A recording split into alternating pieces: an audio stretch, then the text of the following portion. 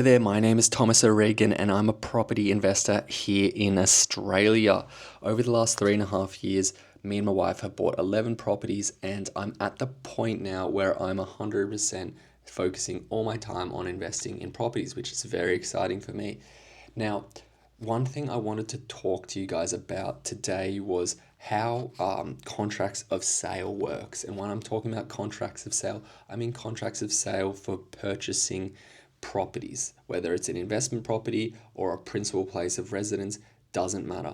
But specifically, the contracts I want to talk to you about today are in Victoria.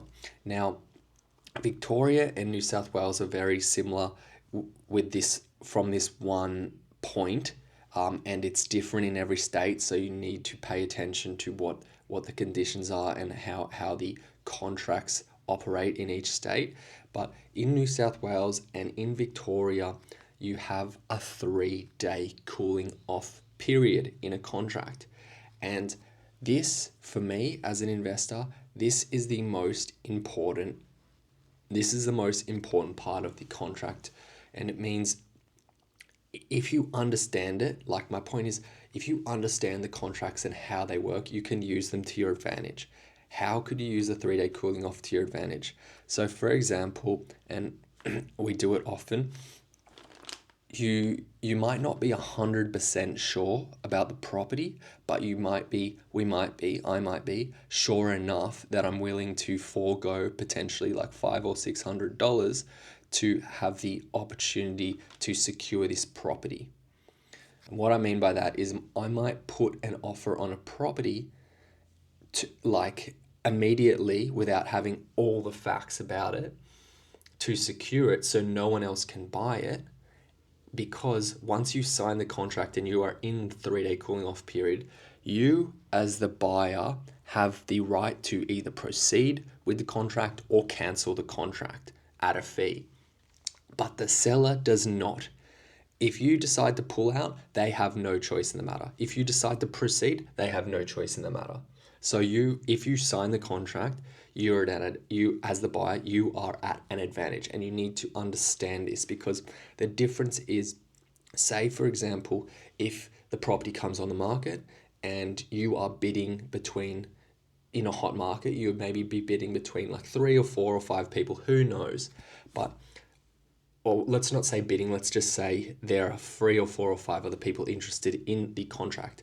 But these 3 or 4 people are spending time to decide whether this is the right property for them, how much money they are willing to spend on the property, and so on and so forth. And they just can't put an offer forward because they don't have all the facts. And they don't want to put an offer forward because they don't need all the facts to make a decision. But if you put a reasonable offer forward that you are happy with, you can find all the facts out later. And you have the choice whether you can walk away or proceed. When you're in the 3-day cooling off, there is no one else that can bid against you. There's no one else that can outbid you. There's no one else. The seller can't even say, look, I don't want to proceed with this offer. It's everything. You're in the strongest position in the 3-day cooling off period. So, for example, if you are looking at a property and you're like, I want to do a pest and building inspection on this property, because I'm not sure if it's 100% structurally sound.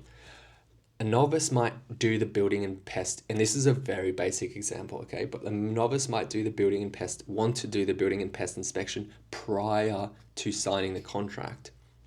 But the problem is, the property might get bought before that person is even able to get the results of the building and pest inspection report. So a more aggressive approach or a more savvy approach would be get the property under contract and then do the building and pest report. Okay, because either way, if you do the building and pest report in the 3-day cooling off period for any reason, and I didn't highlight this before, but in the 3-day cooling off period, for any reason, you can pull out and walk away at a fee. And depending on the property price, the fee is pretty small. But obviously, always check how much the fee is you're going to pay if you walk away in the 3-day cooling off period. But for the in the hot market, for the opportunity to have the choice to proceed with the property or secure a property, it's a fee most of the time I'm willing to pay. If these videos help or you have any questions about property here in Australia, just hit me up in the comments and subscribe to my channel if you like this content. See you guys next time. Bye.